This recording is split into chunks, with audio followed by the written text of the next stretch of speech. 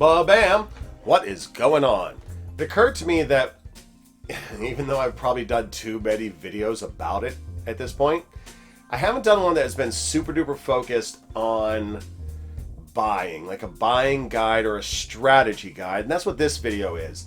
I'm going to go through all of the variants that are out there to help you make a determination on which one to get. My companion on this journey will indeed be the Mario Andretti, the OG, and I will go into the specificity of this variant, the Top Gun variant, and the other ones here to it. So let's dive in. The first decision you need to make is material, titanium or stainless steel. The titanium are newer, and there's only two, so we're going to get those out of the way real quick. First of all, obviously the new release, the black titanium with the 1 kilometer on the rehot, and the English plus German day wheel, which I found really cool. I got hands-on with that piece when I was in LA. But at 9K, I'm sorry, no. Porsche Design, no. I want you to succeed. I want you to win. This is a $5,000 to $6,000 watch. It's not a Snoopy. Snoopy's 9K, right? And I'm not even saying Snoopy's worth 9K, but this one, this should be 5 to 6K, and then you would sell a grip of them. They also released a silver model in titanium several years ago. I have one of these. My day wheel is in French, so I don't know if it was limited to European release. The picture I'm staring at has an English day wheel, so perhaps they made other ones, but let's be honest, silver's an option, and it's gorgeous in silver, but it's not the watch, right?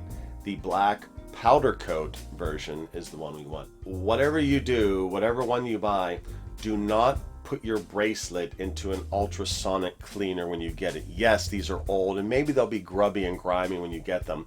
Do not put it into ultrasonic cleaner.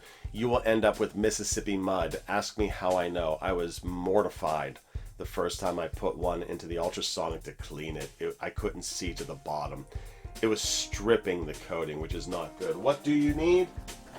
Get you some of this. Johnson's & Johnson's. Put this on the bracelet, run it under the water. It'll be just fine. Not the watch head, the bracelet. My goodness.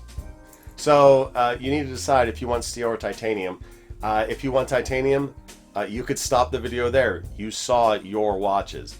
If you decided to go with steel, which I imagine you have, the first choice you have to make is which movement do you want. Now this here is the Valjoux 7750, the Fitty, the OG. They used Valjoux Fitties in from 72 to about 76. The watch was designed in 72, functioning released to the market in 73. And around 76 is when they started using the Lemania movement. So the Fitty, Valjoux, the pros, it sits a lot lower on the wrist because it's only 14.2 millimeters. It fits amazingly well on my 6.5 inch wrist. Anyone can service it, and the movement is still in production. The cons, there are none. Stop here, get the Valjoux 7750. I'm going to wait for a moment for you to decide whether or not you want to continue. Okay, we're continuing. So the only downside to the Fitty is, for some reason, I can't find replacement crowns in the open market, like the PD stamped crowns. They're not out there.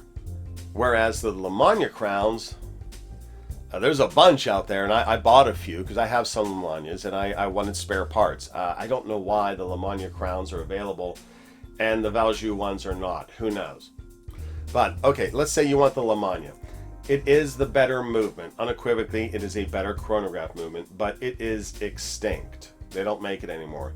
If the teams in China making things want to make a lot of money, dear China, make Lemania 5100 movements. You will make a bunch of money, please, and thank you. Send me parts.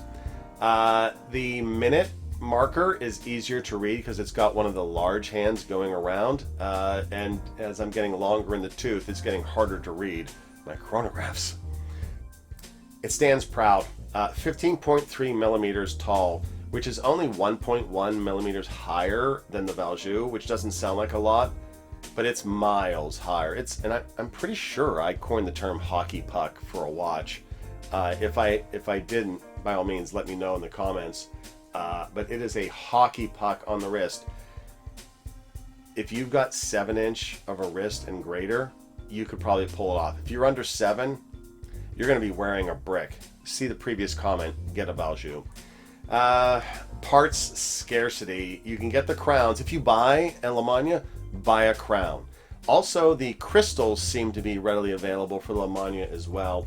I don't know if they're interchangeable with the Valjouxs. I've never had to replace one. I hope they are, because this is mineral crystals. So if you get a ding, a scratch, you can't do a thing with it.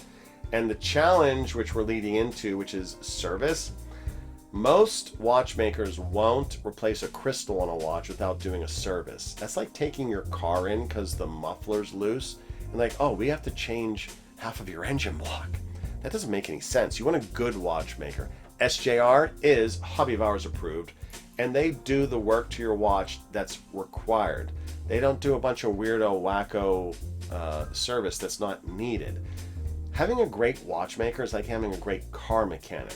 They're worth their weight in gold. SJR, worth their weight in gold. The service on these, it's expensive, man. It's like, one of the problems with this movement is that the base plate has a little notch or hole in it where the crown stem meets it, and over time and wear, that hole gets bigger, and there's no fixing that. You have to replace the base plate.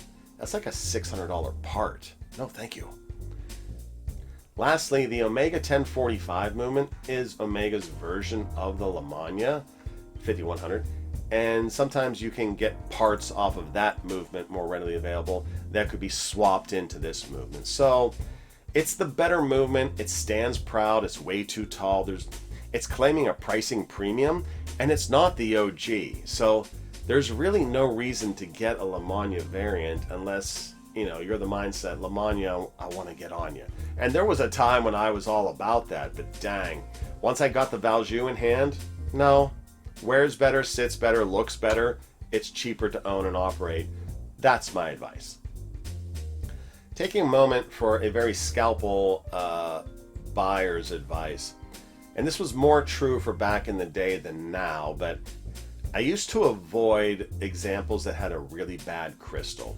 It's mineral crystal. It scratches semi-easily, but more importantly, if it does scratch or ding or chip, there's nothing you can do for it. And being that I can't validate whether or not a LeMania crystal fits a Valjoux, I steer clear of examples that have messed up crystals. I would rather have a nice crystal, nice patina overall on the dial, on the bracelet case, and a movement that needed a service than a crystal that was messed up and a case that was like rusty, because every now and then you see a rusty example and you don't want that. Parts availability is a chore, as I mentioned, and movement is a piece of cake with the fitty. That's all I'm saying. Next up is the reissue, which is the portion of the watch where it's like in between the dial and the case. Usually the tachymeter scale is right in there. There are 3 variants that I've seen. First of all is the 1 mile. The 1 mile is the Top Gun variant, more on that later. The 1 kilometer is the Andretti variant, and lastly is the tachymeter variant. The LeManias mostly come with tachymeter on the reissue. Every now and then you'll see an odd duck. Like there's one on eBay right now that is a LeMania with the 1 mile tachymeter. So it's almost like that variant is a Top Gun looker, but with a LeMania on board. And we'll get into the Top Gun variant in a minute. Next up, after that, is of course the logo. There's 2 variants. Above the date, you either have Orfina, which is the original from 72 to however, whenever. And then later, they have the PD logo over it. And the latter versions have PD on the dial, right above the date. The next distinguishing feature is the language of the day wheel. Parlez-vous français? Habla español, señor? Sprechen Sie Deutsche, baby? I've seen it in English, French, Spanish, and German. There's probably an Italian one out there. I've not found one, but I would wager there is. So, you know, like my very first one was a Spanish wheel LeMania. I ended up selling that watch to someone who was buying it for his dad, and they were from Mexico, spoke Spanish, and he was ecstatic to get it. I cut him a little bit of a deal because my heartstrings were pulled. So maybe he's probably some watch dude who was like, hey, I'm gonna tell this dude a story, get a discount. I don't know, I don't care. I imagine a father and son out there enjoying their Porsche design in the language of their choice. That's my little horology fantasy that I have. But get the one that you like, because you're either getting the Top Gun, the Mario, or a version that is whatever. And if it's whatever, get the one you like. You don't have to get the Mario or the Top Gun, but just know that you're going to end up paying a premium for either of them, is what I'm saying.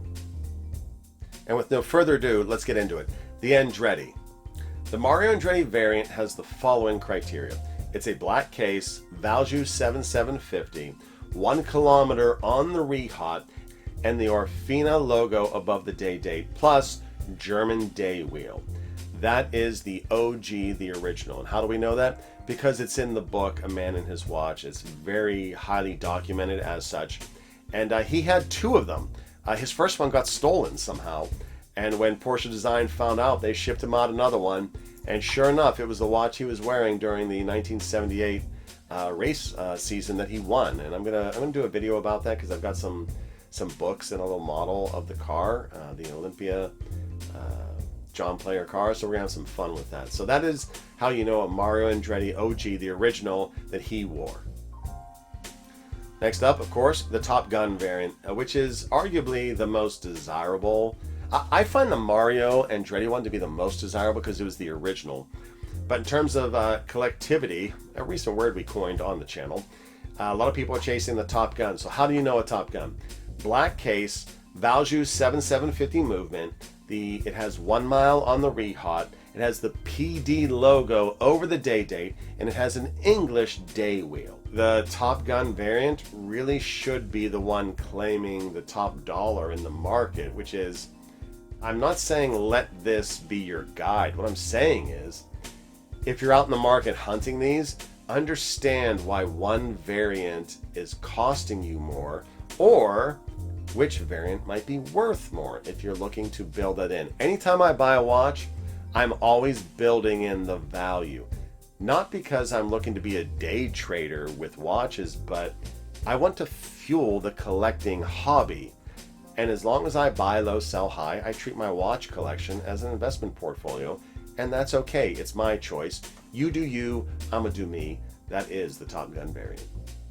A variant we have not discussed in this video is the Porsche Design 7177 Military. Every other one we've discussed thus far has either been the Chronograph 1 or the 7176, most commonly referred to as the 7176. But the 7177 has military on the dial, occasionally and mostly has the 3H tritium mark above the word military. Has a very unusual rehot. It's labeled 1 through 12, which makes very little to no sense to me. I find that to be a useless rehot.